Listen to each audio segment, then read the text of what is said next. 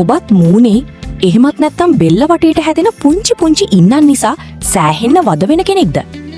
සමහර විට ඔයා මේවා අයින් කරන්න සලූන් වලට නැත්තම් ක්ලිනික් වලට ගිහින් ලේසර් ප්‍රතිකාර කරන්න දහස් ගණන් වියදම් කරන්න සල්ලි නැතුව එහෙමත් නැත්තම් මූණ තුවාල වෙයි කියලා බයේ ඉන්න කෙනෙක් වෙන්නත් පුළුවන්. ඇත්තටම කිසිම වේදනාවක් නැතුව සතයක්වත් වියදම් නොකර ඔයාලගේ කුස්සියේ තියෙන ස්වභාවික දේවල් විතරක් පාවිච්චි කරලා සති 2ක් ඇතුළත මේ ඉන්නන් සදහටම වේලලා හලලා දාන්න පුළුවන් ලෝකෙම පිළිගත්ත විද්‍යාත්මකව ඔප්පු කරපු සුපිරි ක්‍රම 3ක් අද වීඩියෝ එකකින් මම ඔයාලට කියලා දෙනවා.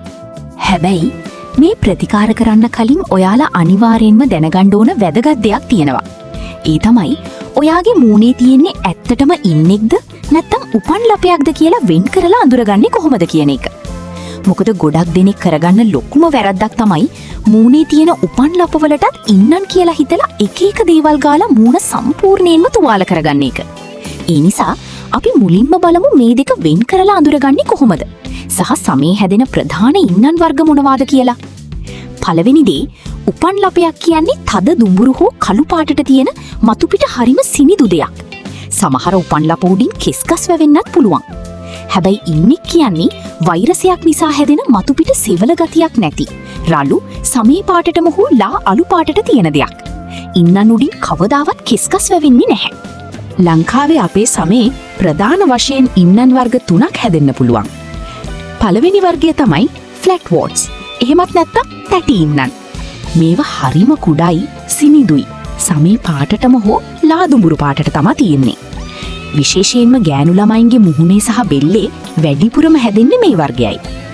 දෙවනි වර්ගය කොමන් වෝට්ස් නැත්තම් සාමාන්‍ය ඉන්නන්. මේවා මතු පිට ගොඩාක් රළුයි. හරියට ගෝවා මලක හැඩයක් ගන්නවා. ගොඩක් වෙලාවට මේවා හැදෙන්නේ අත්වල, ඇඟිලිවල සහ වැලමිටේ. තුන්වෙනි වර්ගය තමයි ෆිලිෆෝම් වෝට්ස්. මේවා හරියට සමෙන් එළියට ආපු පුංචි නූල් කැබැල්ලක් වගේ. ඇස් පිහාටු අයිනේ, තොල් වටේ සහ බෙල්ලේ තමයි මේවා වැඩියෙන්ම හැදෙන්නේ. ඉතින් අද මම කියන ස්වාභාවික ප්‍රතිකාර ක්‍රමවලින් ඔයාලගේ මුහුණේ සහ බෙල්ලේ තියෙන ෆ්ලැට් වෝට්ස් කියන කුඩා ඉන්නන් සහ අත්වල තියෙන සාමාන්‍ය ඉන්නන් සති 2කින් ලීසියෙන්ම හලලා දාන්න පුළුවන්. හැබැයි ඇස් පිහාටුව උඩම තියෙන ඉන්නන් වලට නම් මේවා ගන්න යන්න එපා. මුලින්ම මතක තියාගන්න මේ ඉන්නන් හැදෙන්නේ HPV කියන වෛරසය නිසායි. ඒ නිසා මේවා සුව කරන්න නම් ඒ වෛරසය නැති කරන්න පුළුවන් ක්‍රම පාවිච්චි කරන්න ඕනේ. පළවෙනි ක්‍රමය තමයි සුදුලූණු. සුදුලූණු කියන්නේ නිකම්ම අත්බෙහෙතක් නෙමෙයි.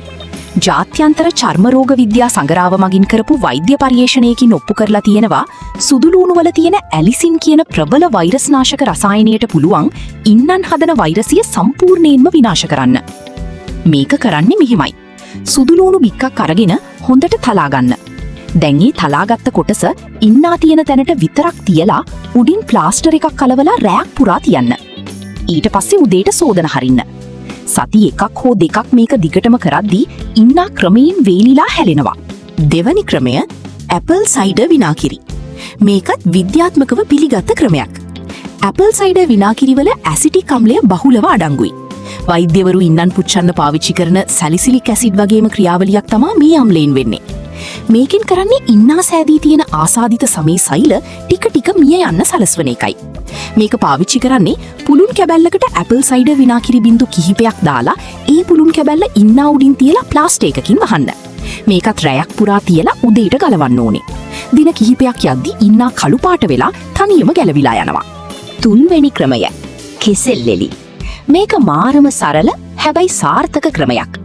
වෛද්‍ය අධ්‍යයනවලට අනුව කෙසෙල්ලෙල්ලේ ඇතුළු පැත්තේ ප්‍රෝටීන් දිය කරන එන්සයිම සහ පොටෑසියම් බහුලව තියෙනවා. මේ එන්සයිම වලට පුළුවන් ඉන්නා සෑදී තිබෙන ඝන සමේ තට්ටුව වෝට් ටිෂු වේදනාවක් නැතුවම දිය කරලා දාන්න. ඔයාලට කරන්න තියෙන්නේ රැට නිදා ගන්න කලින් කෙසෙල්ලෙල්ලකින් කුඩා කැබැල්ලක් කපාගෙන එහි ඇතුළු පැත්ත ඉන්නා මත සිටිනසේ තබා ප්ලාස්ටර් එකකින් අලවා තැබීමයි. මේ ක්‍රම තුනම වෛද්‍ය විද්‍යාත්මකව ප්‍රතිඵල පෙන්වපු ලෝකය පුරාම මිනිස්සු බය නැතුව පාවිච්චි කරන ඉතාම සාර්ථක ක්‍රම තුනක්. හැබැයි මේ ස්වභාවික ක්‍රම පාවිච්චි කරද්දී ඔයාලා අනිවාර්යෙන්ම පිළිපදින්න ඕන ආරක්ෂිත උපදේශ කිහිපයකුත් තියෙනවා.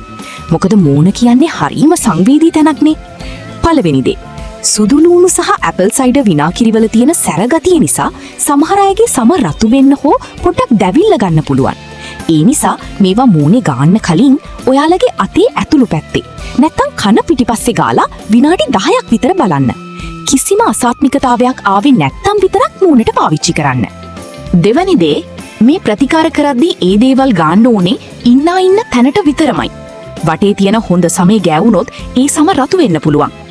ඒකට ලේසිම උපක්‍රමයක් තියෙනවා. ඉන්නා වටේට තියෙන සමේ වැස්ලින් ටිකක් ගාලා ඊට පස්සේ ඉන්නා උඩට විතරක් මේ බෙහෙත් තියන්න. එතකොට වටේ සම ආරක්ෂා වෙනවා.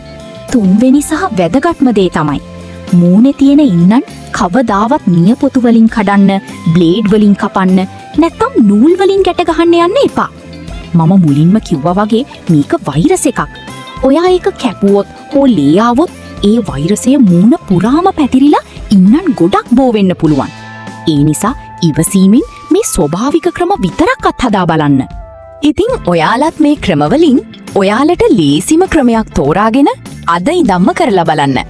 සති දෙකක් එක දිගටම කරලා ඔයාලට ලැබුණු සුපිරි ප්‍රතිඵලය පල්ලෙහායින් කමෙන්ට් එකක් දාලා අපේ අනිත් යාළුවන්ටත් බලන්න මතක් කරන්න. වීඩියෝ එක වටිනවා කියලා හිතුනොත් ඔයාලගේ යාළුවන්ටත් බලන්න ෂෙයා කරන්න. ගිහින් එන්නම් ඔයාලා හැමෝටම නිරෝගී ලස්සන දවසක්.